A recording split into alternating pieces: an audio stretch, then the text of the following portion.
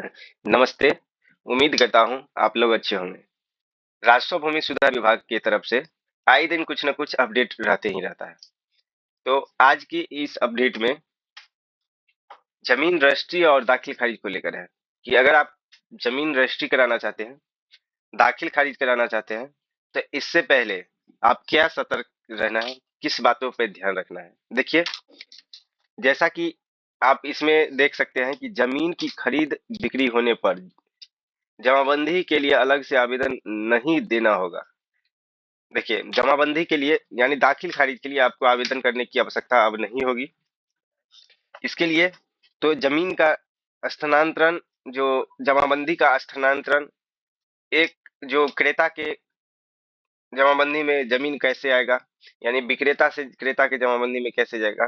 तो इसके लिए जब जिस समय आप रजिस्ट्री कराएंगे, उसी समय रजिस्ट्री के साथ साथ जमीन का जो खरीद बिक्री होगा, उसी साथ साथ रजिस्ट्री ऑफिस से ही इस आवेदन को साथ ही एक ही साथ सबमिट किया जाएगा।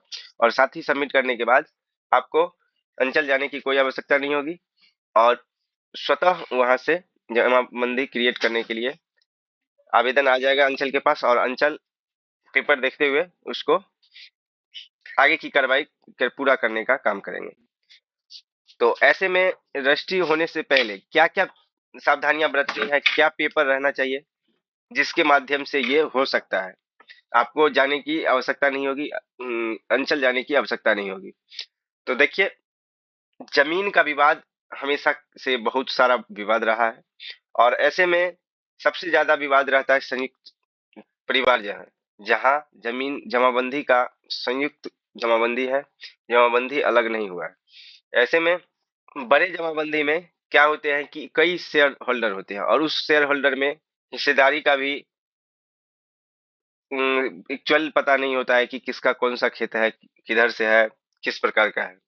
तो ऐसे में क्या होता है कि कोई भी भाई किधर से भी बेच देता है, फिर दोबारा उठा कोई किधर से बेच देता है। तो इस प्रकार से समस्या बढ़ती जाती है और खरीदने वाले भी खरीदते जाते हैं और समस्या बढ़ती जाती है। तो ये सब देखते हुए, और साथ ही एक चीज बहुत बड़ा मिस्टेक जो पहले हो रहा था कि जिस समय आप जमाबंदी के लिए क्रेता जो खरीद लिए और खरीदने के बाद जमाबंदी के लिए आवेदन करते थे, दाखिल खारिज के लिए आवेदन करते थे, तो उस समय क्या होता था कि विक्रेता की जमाबंदी से उनको कोई मतलब नहीं नहीं घटता था। कोई भी जमीन, देखिए, दाखिल खारिज की प्रक्रिया पूरा ऐसे होता है कि अगर आप आवेदन किए, जिस भी व्यक्ति से खरीदे, उनके जमाबंदी को चेक किया जाता है कि उनके जमाबंदी में ये जमीन है या नहीं। दूसरा नंबर, अगर जमाबंदी में जमीन होता है तो उन जमीन में से जितना वो बेचता है, उस उतना जमीन उसको घटाने के बाद जो खरीदता है उनके खाते में, यानी उनके जमाबंदी में चढ़ा दिया जाता है। जमाबंदी की प्रक्रिया यही है। और लेकिन ऐसा क्या होता था कि जमाबंदी आप ऑनलाइन किए, आपके नाम से तो जमाबंदी बन गया, लेकिन जो बेचा उनके नाम से जमाबंदी घटा नहीं, जमीन घटा नहीं। तो ऐसे में क्या होता है कि वो दोबारा बेच लेता है।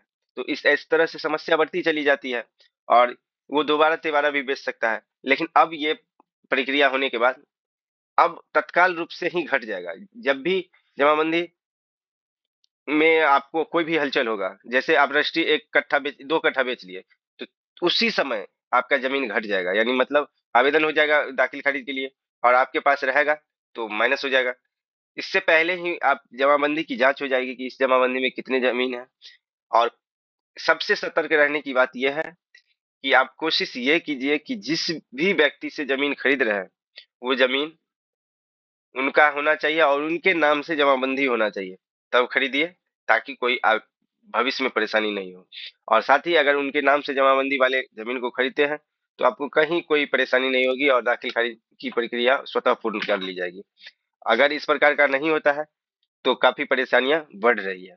और साथ ही ये विभाग द्वारा यह एक बहुत बड़ा फैसला है, जिससे जिससे जमाबंदी और जमाबंदी संबंधित विवाद खत्म हो जाएंगे। जमीन संबंधित विवाद के कारण ही राज्य में कई सारे विवाद उत्पन्न होते हैं, और ये यहाँ तक कि बड़े से बड़े विवाद जमीन के विवाद के कारण ही होता है। तो जमीन के विवाद को खत्म करने के लिए ये पायलट प्रोजेक्ट के तहत सबसे पहले फतुहा निबंधन कार्यालय से शुरुआत किया जाएगा, संपतचक और फतुहा में ऐसा किया जाएगा सबसे पहले, और ट्रायल बेस पे पायलट प्रोजेक्ट के तहत किया जा रहा है। और ये कंप्लीट होने के बाद पूरे राज्य में स्वतः इसे लागू कर दिया जाएगा। लोग वही जमीन खरीदें जिसकी जमाबंदी बेचने वाले के नाम से हो, जैसा कि इसमें आप पेपर कटिंग में देख रहे हैं। खरीद बिक्री के लिए ये पटना के सप्तचक और फतुहा और मुजफ्फरपुर के सकरा निबंधन कार्यालय से ये पहले पायलट प्रोजेक्ट स्टार्ट होगा।